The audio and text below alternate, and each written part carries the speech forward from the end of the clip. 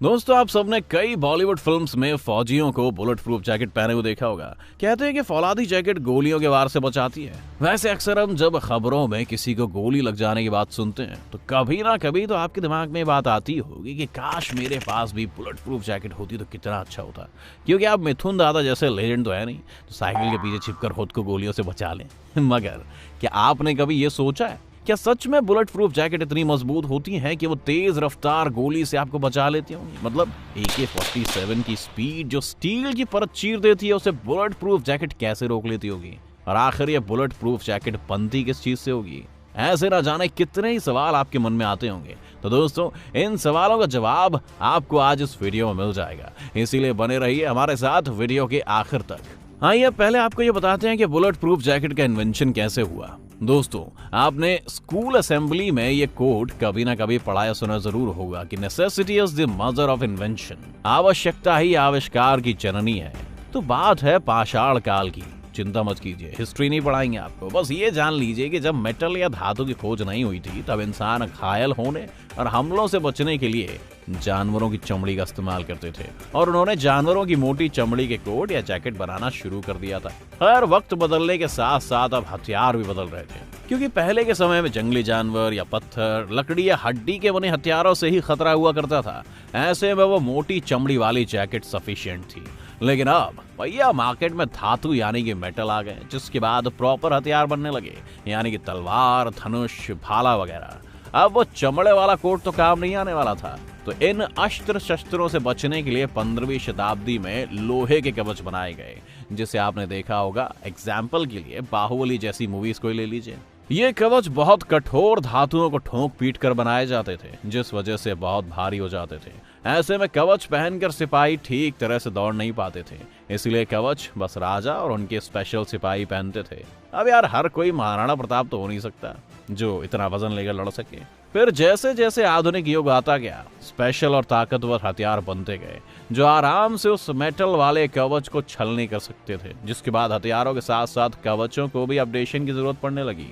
और जैसा कि जापान शुरू से वर्ल्ड में टॉपर स्टूडेंट रहा है, इसीलिए उसने 19वीं शताब्दी में सिल्क के बुलेट प्रूफ जैकेट का आविष्कार किया, जिसका वजन मेटल वाले कवच से बहुत कम था, पर यह सिल्क का बना हुआ होने के कारण बहुत कॉस्टली था, जो उस वक्त सभी देश अपने सैनिकों और बड़े अफसरों के लिए अफोर्ड नहीं कर सकते थे।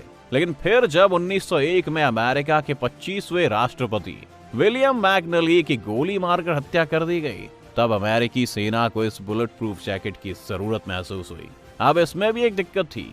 जापान के सिल्क से बने बुलेट प्रूफ जैकेट कम रफ्तार से आ रही गोलियों को तो बचा सकते थे, पर नई टेक्नोलॉजी के तोप और बंदूक का सामना नहीं कर सकते थे।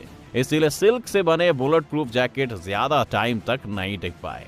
सेकेंड वर्ल्ड वॉर के दौरान फ्लैग जैकेट का आविष्कार हुआ।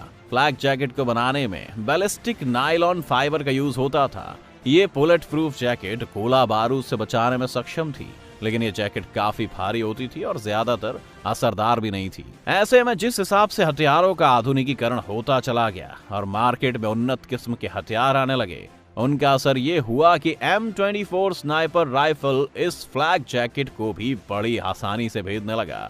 अब जरूरत थी हथियार के साथ साथ और मजबूत बुलेट प्रूफ जैकेट की। तभी आता है 1960 का दौर, जिसमें केवल फाइबर का आविष्कार टायर बनाने के लिए किया गया।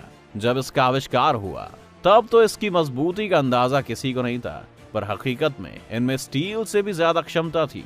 जब वैज्ञानिकों को इस फाइबर की पावर का अंदाजा लगा, तो उन्होंने इसका इस्तेमाल बुलेट प्रूफ जैकेट बनाने के लिए करने का सोचा, और वो इसमें सफल भी रहे।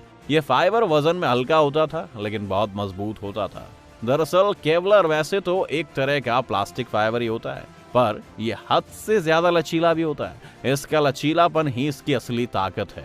इसी कारण यह काफी टिकाऊ भी होता है। इसके अलावा जो इसकी सबसे खास बात है वो ये है कि ये अपने कांटेक्ट में आने वाली एनर्जीज को सोख लेता है और उस एनर्जी को अलग अलग हिस्सों में तोड़ देता है। अपनी इन प्रॉपर्टीज के कारण केवलर किसी इंसान की तरफ आने वाली गोली को रोकने और उसकी एनर्जी को सोख कर बेअसर करने में काफी असरदार है।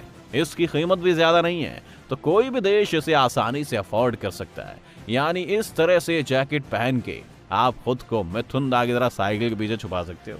तो आइए अब जानते हैं कि अभी वर्तमान में यूज होने वाली ये केवलर बुलेट प्रूफ जैकेट कैसे बनती है। जैसा कि हमने आपको बताया कि केवलर एक तरह का प्लास्टिक फाइबर ही है और ये लचीला भी है, लगभग कपड़े की तरह, पर कपड़े से थोड़ा कम। तो इसे जैकेट बनाने के लिए सबसे पहले इस फाइबर को उस फॉर्म में लाना होता है जिसमें से आसानी से जैकेट सिली जा सके, जो अपने बेस्ट फॉर्म में हो। इसके लिए सबसे पहले इस फाइबर को केमिकल्स के घोल में डालकर कताई करते हैं। जैसे रुई से धागा बनता है, बिल्कुल वैसे ही, और उसकी मदद से केवलर धागे की बड़ी सी रील रेडी कर ली जाती है। फिर उस धागे से बैलिस्टिक शीट की कई परत एक के ऊपर एक रखकर तैयार की जाती हैं। फिर उन लेयर्स को एक साथ करके आपस में मजबूती से सिल दिया जाता है। इसी तरह बहुत से पैनल या प्लेट बना दिए जाते हैं और जैकेट के आकार में काट कर फिर उन पैनल्स को एक जैकेट में फिट किया जाता है। हम इसे ऐसे ही समझ सकते हैं कि जैसे किसी कपड़े के खोल में हम ये पैनल भर रहे हो, यानी कि जैसे तकिए को कवर लगाते हैं, बिल्कुल वैसे ही।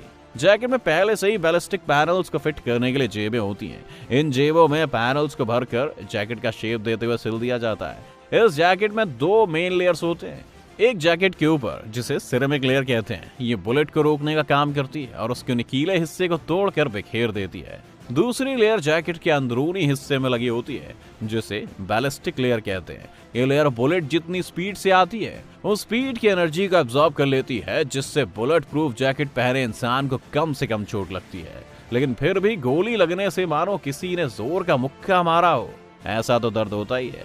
कभी कभी तो बुलेट अगर ज्यादा स्पीड में होती है तो इंसान अपनी जगह से थोड़ी दूर तक पीछे भी हट जाता है। खैर, इस तरह से एक बुलेट प्रूफ जैकेट बनकर तैयार होती है। अब बुलेट प्रूफ जैकेट तो तैयार हो गई, तो अब आपके मन में ये जानने की क्रेविंग तो होगी कि ये काम कैसी करती है, मतलब गोली से बचाती कैसे होगी। तो आइए जानते हैं कि बुलेट प्रूफ जैकेट कैसे काम करती है। दरअसल जब भी कोई गोली इन बुलेट प्रूफ जैकेट की ऊपरी प्लेटों से टकराती है तो उसकी स्पीड कम हो जाती है। यहाँ बुलेट प्रूफ जैकेट की फर्स्ट लेयर स्पीड ब्रेकर की तरह काम करती है और गोली को छोटे छोटे टुकड़ों में बिखेर देती है। फिर गोलियों की शरीर को भेदने की क्षमता कम हो जाती है, जिससे बुलेट प्रूफ जैकेट पहने हुए इंसान के शरीर के कांटेक्ट में बुलेट नहीं आ पाती है। अब इतनी स्पीड से बुलेट आएगी तो उससे बहुत ज्यादा एनर्जी तो निकलेगी, तो उससे जितनी भी तेज एनर्जी निकलती है उसे बैलिस्टिक प्लेट की दूसरी लेयर सोख लेती है। इससे बुलेट प्रूफ पहने इंसान को कम नुकसान पहुंचता है। शुरू में बुलेट प्रूफ जैकेट का यूज इसलिए किया गया ताकि गोलियां इंसान के शरीर से ना टकरा सके, लेकिन इससे निकलने वाली तेज एनर्जी के लिए कोई उपाय नहीं किया गया। भले ही गोली से इंसान बच जाता था, लेकिन उसकी एनर्जी से बॉडी के इंटरनल पार्ट्स डैमेज होते थे। इस कारण से कई सैनिकों की भी मौत हो गई। फिर यह पता चला कि अगर केवलर की कई लेयर्स को आपस में सिल दिया जाए तो कुछ लेयर्स गोली को रोकने का काम करेंगी और बाकी लेयर्स उससे निकलने वाली एनर्जी को एब्जॉर्ब कर लेंगी। और दोस्तों, कुछ इसी तरह एक बुलेट प्रूफ जैकेट की सभी लेयर्स अपना अपना काम कर उसे पहनने वाले इंसान की सुरक्षा करते हैं। तो दोस्तों, ये थी वो पूरी जानकारी जो आपको एक बुलेट प्रूफ जैकेट के बारे में जाननी चाहिए। आपको ये जानकारी कैसी लगी हमें कमेंट करके जरूर बताएं। अगर वीडियो पसंद आई हो तो वीडियो को लाइक और शेयर जरूर कर दें और साथ ही हमारे चैनल को भी सब्सक्राइब कर लें।